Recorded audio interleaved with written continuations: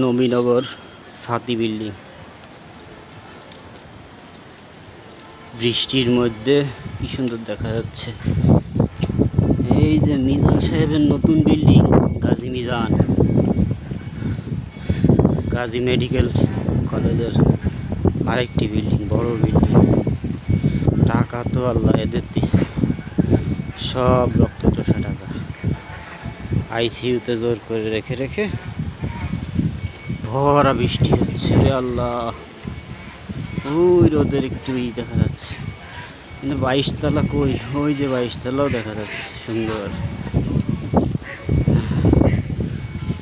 রোদের উকি দেখা যাচ্ছে, কিন্তু বৃষ্টি প্রচুর পড়তেছে, ভরা বৃষ্টি। ছাদ পুরো ভিজে।